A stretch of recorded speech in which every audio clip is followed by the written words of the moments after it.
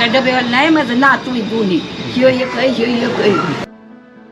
आपल्या वाईट वेळेत कोणाचीही साथ नसते याचं दुःख मला फार लहानपणापासून माहिती होतं. आणि त्याचमुळे मी आर्ट ऑफ हेल्पिंग फाउंडेशन या संस्थेची स्थापना केली, ज्याच्यामार्फत आम्ही निराधार वयोवृद्ध नागरिकांना मदत करायचं काम करतो. आपली नोकरी सोडून निराधार वयोवृद्धांना सुखाचे 2 घास मिळावे यासाठी प्रयत्न करणारा दीपांकर पाटील.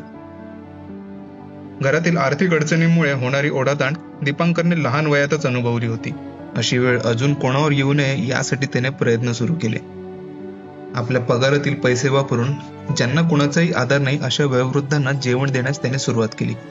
पण पुढे या निराधार वयोवृद्धांना वेळेत त्यांचं जेवण मिळावं याकरता दीपांकरने आपली नोकरी सोडली. हे सर्व नागरिक असे आहेत ज्यांना मूलबाळ किंवा नातेवाईक यांचा आधार नाही आहे. या सर्व नागरिकांसाठी आम्ही टिफिन सेवा आणि ग्रोसरी सेवेमार्फत ज्या वयोवृद्धांना स्वयंपाक करता येत नाही अशांना आम्ही जेवणाचा डबा, आणि ज्यांना बनवता येतं आहे पण कमवायला जाता येत नाही अशांना महिन्याभराचं राशन प्रोव्हाइड करतो. हळूहळू त्याच्या या मोहिमेत त्याचे मित्र आणि आजूबाजूचे लोकही सामील झाले आणि 2018 मध्ये पुण्यात आर्ट ऑफ हेल्पिंग फाउंडेशन ही संस्था त्याने स्थापन केली. आज या संस्थेतर्फे दीपांकर पुण्यात 70 वयोवृद्धांना मोफत टिफिन सेवा देतात.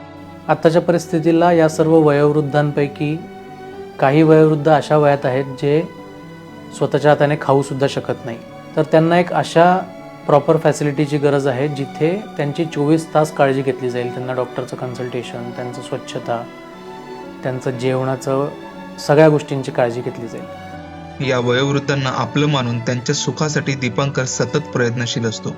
या प्रयत्नांना पुढे नेऊन त्यांच्यासाठी मोफत वृद्धाश्रम बनवण्याचा त्याचा विचार आहे.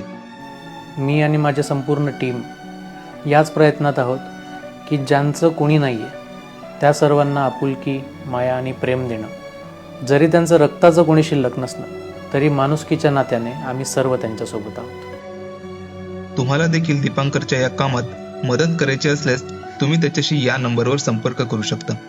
आणि अशाच प्रेरणादायी स्टोरीज पाहण्यासाठी नक्की फॉलो करा द बेटर इंडिया मराठीला.